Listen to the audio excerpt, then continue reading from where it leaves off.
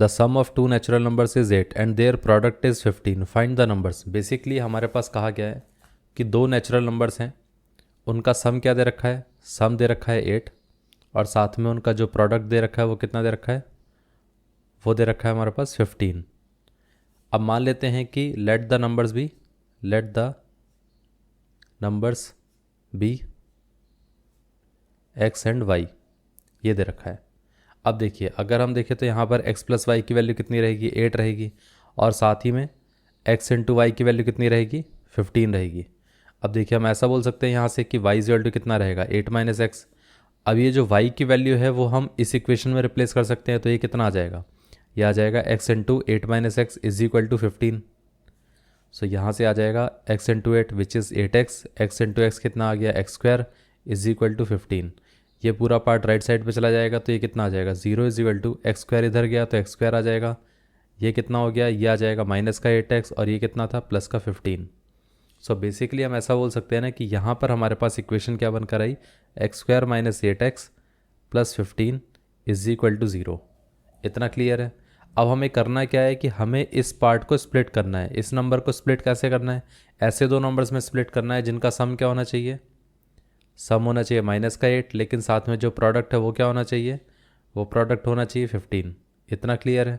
अब देखिए अगर हम इसको स्प्लिट करके देखें तो 3 और 5 आ जाता है, इन दोनों को ऐड करेंगे तो 8 आएगा और यहाँ पर मल्टीप्लाई करेंगे तो 15 आएगा। बट क्योंकि हमें नेगेटिव चाहिए तो मतलब ये भी माइनस ये भी माइनस। इतना क्लियर है।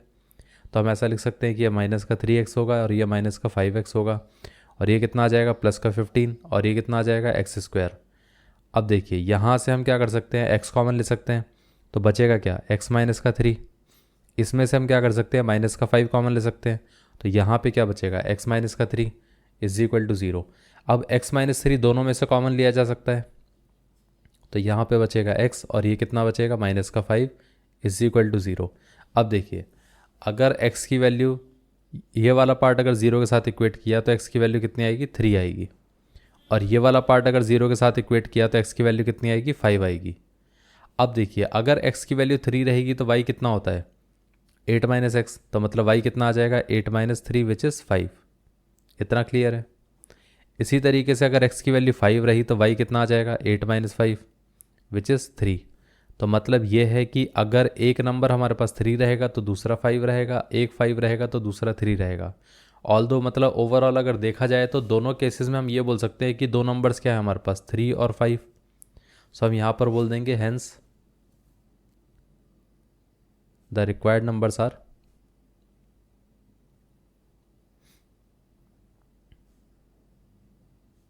3 and 5। दैट्स इट, ये आंसर है।